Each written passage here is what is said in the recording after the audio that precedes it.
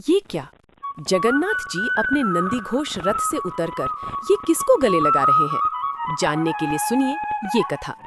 हमारे जगन्नाथ महाप्रभु के एक भक्त हुए, भक्त सालबेग। उनकी माताजी एक ब्राह्मण कन्या थी। सालबेग के पिताजी कालबेग को वो पसंद आ गई और जबरदस्ती उनसे विवाह कर लिया। विवाह के पश्चात उनका गर्भधारण हुआ। गर्भधारण होने के बाद ग्लानि में समुद्र में प्राण त्यागने चली गई। तो जैसे ही प्राण त्यागने गईं, तो मन में सोचने लगी, ये जीव जो मेरे गर्भ में है, इसका क्या दोष है? बस ये भाव मन में आते ही रोक लिया स्वयं को। कुछ समय के पश्चात उस बालक ने जन्म लिया।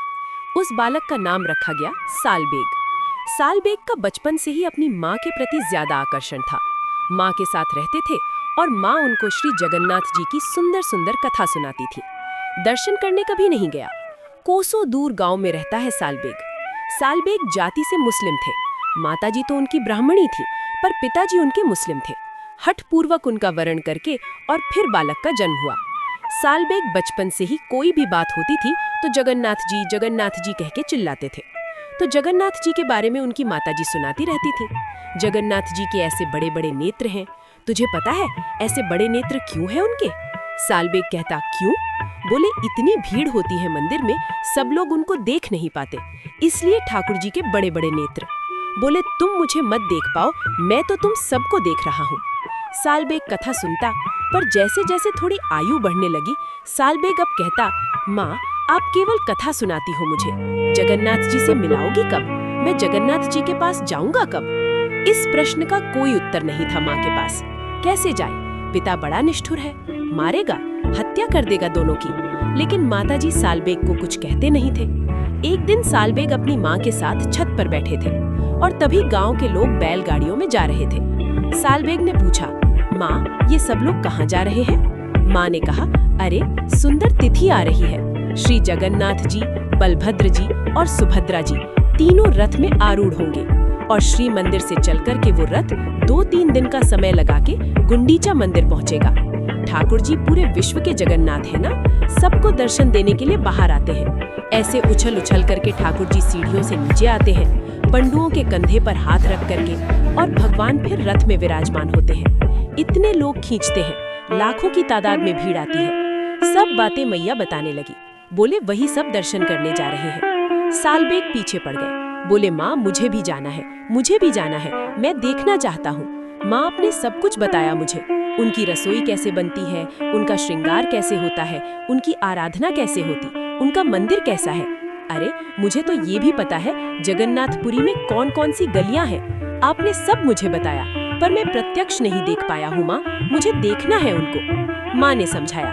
बोले, मेरे चाहने से तो जगन्नाथ जी को नहीं देख पाएगा, अब तो तेरे पास एक ही उपाय है। बोले, क्या? तो जगन्नाथ जी से ही प्रार्थना कर कि वो तुझे अपना दर्शन दे। तब भक्त सालबेग उस दिशा की ओर देखता है जहाँ श्री मंदिर विद्यमान है और आर्त क्रंदन करते हुए एक उड़िया भाषा में पद गाता है।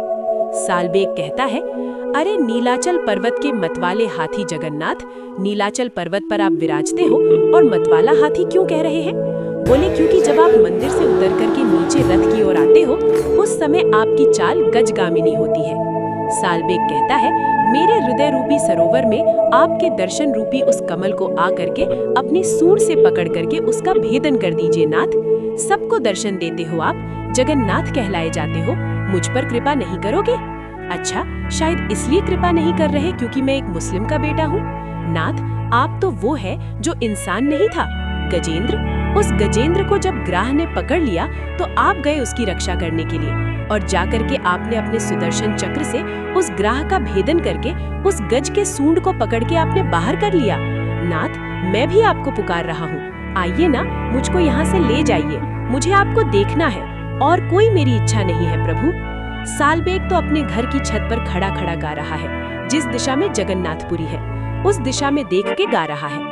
श्री जगन्नाथ जी पूरे वर्ष में सबसे ज्यादा प्रसन्न उस दिन होते हैं जिस दिन वो रथ पर विराजमान होते हैं। ठाकुर जी को बहुत सुख मिलता है उस दिन, लेकिन आज जगन्नाथ जी प्रसन्न नहीं है। बलभद्र जी का रथ चल दिया, सुभद्रा जी का रथ चलने लगा, और जैसे ही नंदीघोष रथ को लाखों लोगों ने रस्सी पकड़ करके उस रथ को खींचना प्रारंभ किया, रथ एक पत्थर की भांति स्तब्ध हो गया।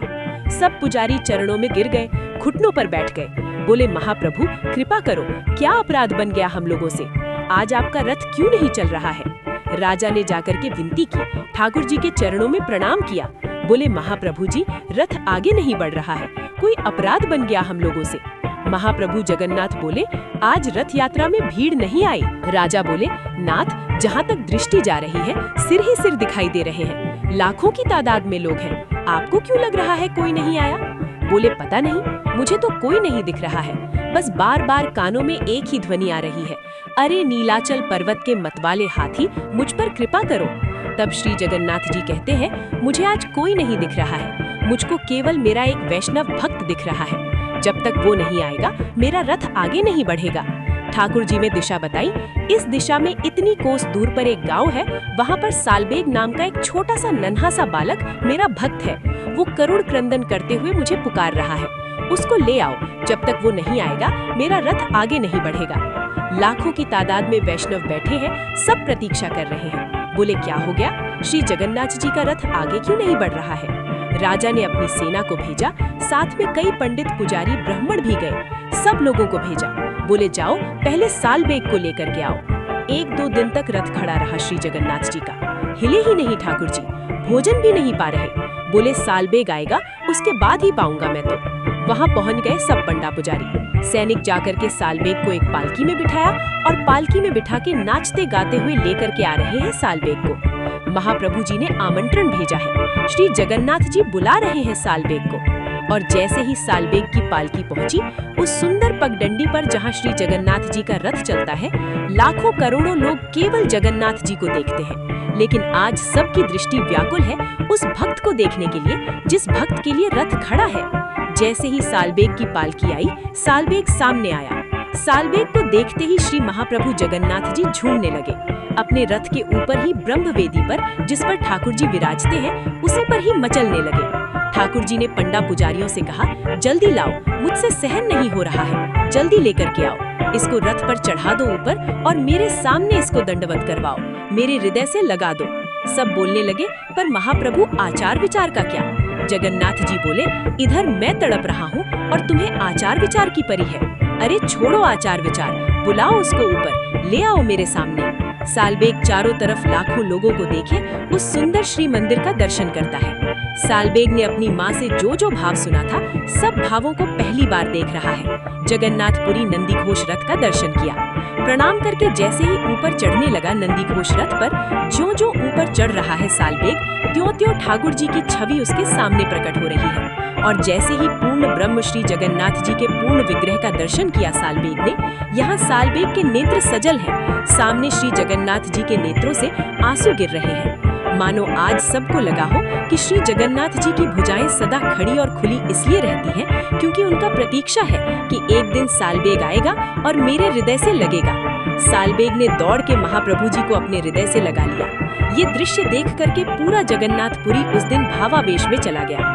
ठाकुर जी को हृदय से लगा करके खूब रोया सालबेग, और हृदय से लगाने के बाद जैसे ही दंडवत किया, दंडवत करने के बाद सालबेग फिर कभी नहीं उठे, चरणों में ही रह गए श्री महाप्रभु जी के। ऐसे हमारे श्री जगन्नाथ महाप्रभु। बोलो भक्त वत्सल भगवान की जय।